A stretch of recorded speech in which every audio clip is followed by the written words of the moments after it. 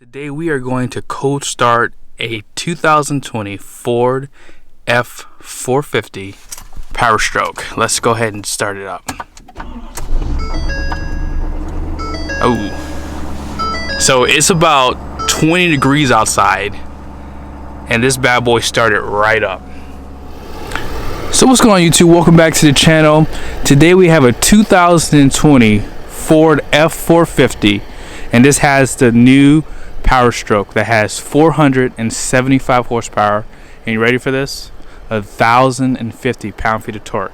Let's get started. So take a look at the window sticker. This is going to be a 2020 F450.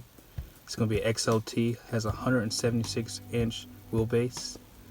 And it's going to have that 6.7 Powerstroke with a 10-speed automatic.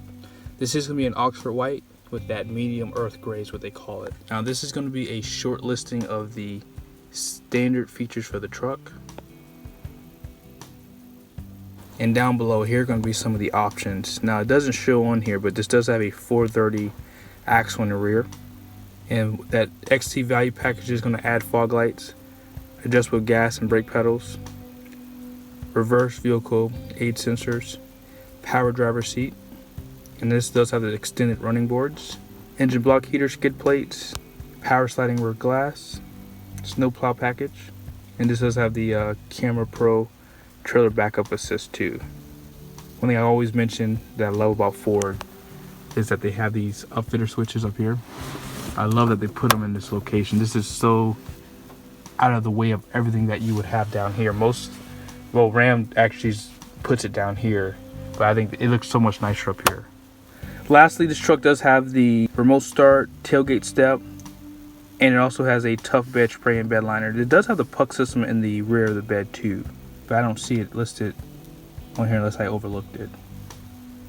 Like I said, I'll show you guys the outside of the truck here in a second. But base price is $62,840. With options, destination, you're gonna have a price of $70,980. It never works out this way, but we are actually in an XLT. Normally whenever they introduce a new model, they always give you the higher trim levels like Platinum or King Ranch. But this is going to be an XLT, so cloth seats, no sunroof, no frills. Now, I already saw the payload on this truck, and I knew it was going to be kind of low compared to the F350s. Only because, I mean, this truck is heavier. But keep in mind, the F450s have a wide front suspension with an extended axle, and that's going to really help with turn radius. Now, a lot of guys on my channel have wanted me to do a video of this truck. If you are in the market for F450 and you're thinking that you're going to wait, these trucks do not stick around. I think that this is the fourth truck that I've seen at the dealership. I was going to do a video on 3 other ones, and every time I went to go back to go do the video, they were gone because I waited too long. They would sell like within a week or two, and they'd be gone. So be sure if you're in the market for a truck like this, jump on it if you really want one. They actually did redesign the headlights even for the halogens to fit in this grille. And I don't know if you guys can tell, but the grille is slightly bigger on the 2020 too, so you can kind of see the differences right in here. That's where it's pretty much different at. Now this is going to be a 2019, so it is definitely different in terms of the styling. Out back, the taillights are slightly different. Now this does not have the blind spot monitoring on it, so that's going to be a little different, this little piece here. But they did actually restyle them just a little bit on the 2020s. Now the biggest difference is going to be the tailgate. Notice how they have Super Duty at the bottom and a big Ford emblem in the center of the tailgate. On this one they actually changed it. They put the Super Duty in the middle, and they raised the Ford emblem up top there. Now real quickly, let's go ahead and take a look at the numbers for this truck. And before we do that, take a look at how basic this I believe this is an XL model truck. It is an XL model, but look at that smaller screen in the middle here too. Now if you're looking at a truck like this, here are your numbers. 5,990 pound gross axle in the front, 9,900 pounds in the rear, 14,000 pound GVWR, and you're gonna have a 5,638 pound payload on this truck. One thing that a lot of people complain about in the past about dualies is the ride, and just not having it loaded. It's just uncomfortable to drive. That is just not the case anymore. The only thing negative about dualies now is just having those wide hips. That's it. But this truck rides so nice. I mean, it rides on forged, polished wheels. They look great. You know, you're gonna have a stiffer suspension, you know, over an F450 or any 3/4 ton.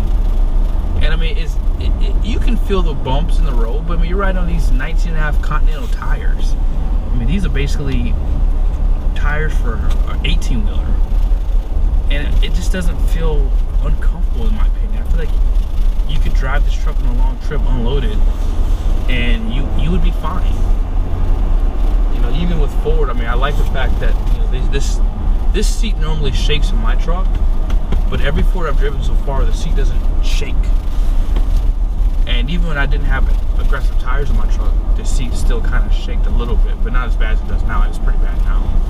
But I really do find that this truck is so comfortable. I love the way the dually looks on this truck. It's very aggressive. And I tell you, if you're in the market and you think one day you'll get a toy hauler or a big trailer, you want to step up to a dually, because I mean, I think that you could live with this day to day. I apologize for the wind. It is kind of windy today, but take a look at this front end of this truck. I really love the fender flare with the wide axle. It really does make this truck look so aggressive. I love the way Ford dualies look the best. I like their rear fenders on the truck, and having that fender flare on the front really does go well with it. But this is going to be a redesigned grille. I mean, most of the changes are going to kind of be right here. But overall, like I said, the front looks good. And what do you guys think about that plastic piece on the bottom? I never really noticed it. Let me show you on this side better. But it does kind of protrude down a lot lower. I wonder if it affects ground clearance. But take a look at these polished wheels. These are going to be forged wheels. And I mean, you can pretty much get a camera in here to kind of see the axle there. I did make a mistake in saying that this had an independent front suspension on the F450 I did a review on. I apologize. It is not independent. I think I was probably thinking about a Chevy truck when I said that. But again, I love the way this truck looks though. It looks so beautiful. Here's your rear suspension. It looks to be the same as the F450. Out back, you do have the sensors on the rear of the bumper. Take a look at this rear axle too, by the way. Look at that. That looks so aggressive. It's gonna be a 430.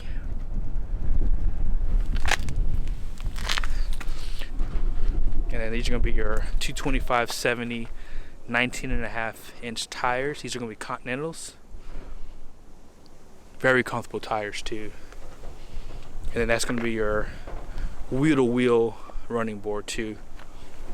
And inside the bed, as I mentioned, you do have your fifth wheel and gooseneck prep package, spray and bed liner, and then they give you the camera up top too.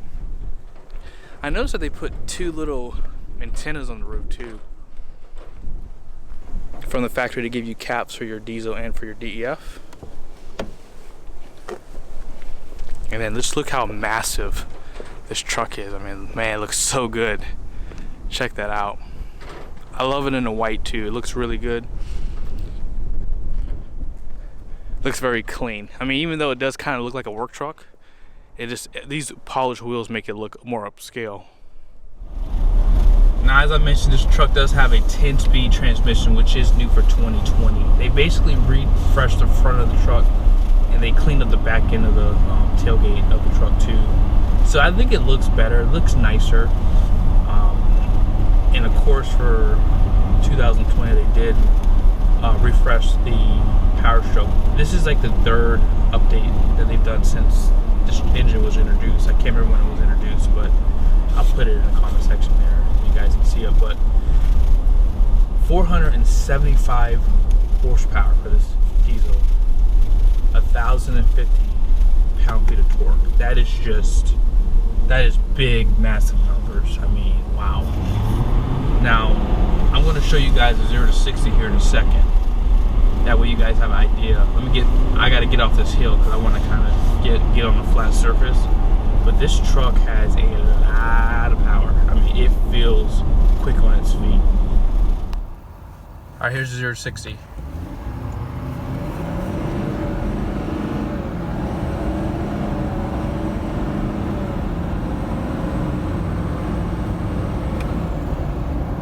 All right, here's just a quick 40-mile-an-hour pull.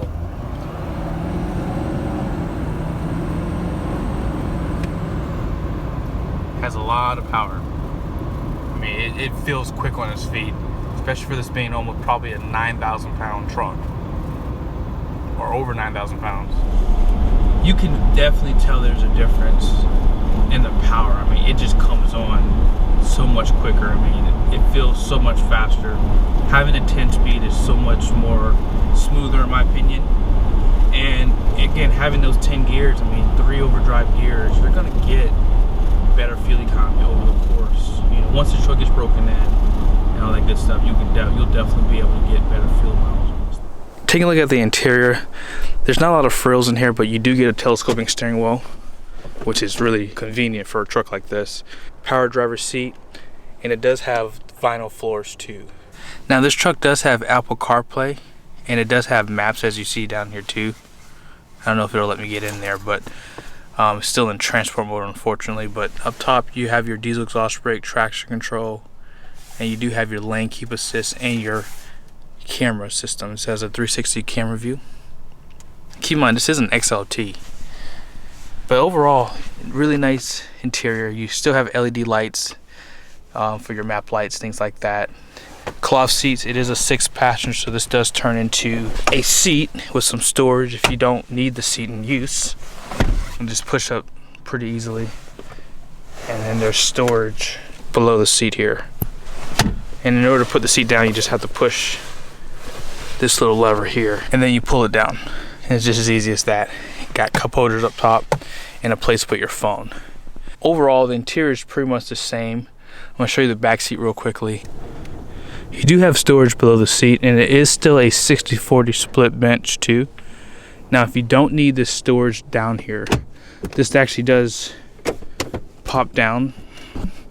You have to put the seat down obviously, but this all does pop down into the floor, so if it's not in use, you don't have to have it up. But all you have to do is just lock it in place with these 2 levers, one here and one here, and it goes down very easily and comes up very easily. You do have a power outlet back here. I do not see any cup holders other than maybe one here in the door, and to pull this lever to put the seat down. I don't see that you even have any in the center console in the rear seat either. But again, like I said, this is an XLT, so you're not going to have too many frills. Numbers are going to be the same in terms of the gross axle and GVWR on the F450. And you're going to have a payload of 4,860 pounds. So as I mentioned, it definitely does go down significantly because this truck is heavier, and it doesn't have any options on that compared to that truck that would make this truck heavy. Maybe a spray and bed liner, but that's really it. That's like probably the heaviest thing on this truck is that was added to it. And of course you're having these 19.5-inch wheels and tires are going to be heavier too. But let's see if I can do a quick demonstration on this wide axle to show you how well it turns. Alright, so here's what I'm going to do. I'm going to flip it around here.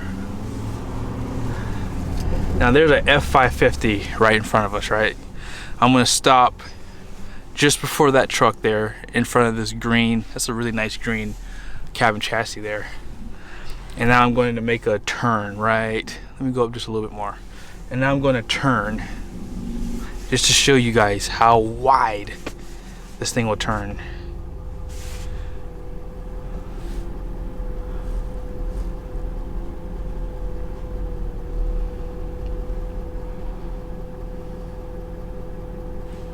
Alright, so let's do this. I'm gonna get out. I'm gonna show you guys. Wow, look at that. That is insanity.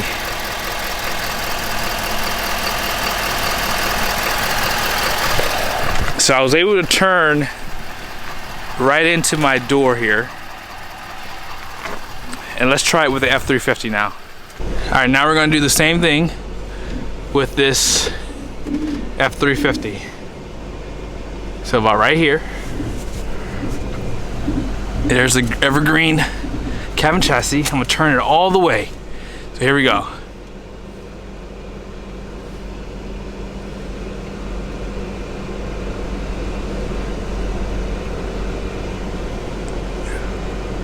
Wow, that is awesome. It's definitely night and day. Let's take a look at it on the outside here. Comparing both trucks, if you remember, the F450 turned right into this door here, and look how far up this truck is. So you're definitely have a tighter turn with the F450. But guys, thank you so much for watching this video. I hope it was helpful.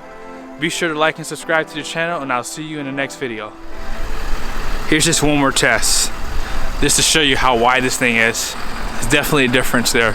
You probably won't be able to see as much on this, but it's so much wider on the F450. Thanks again for watching.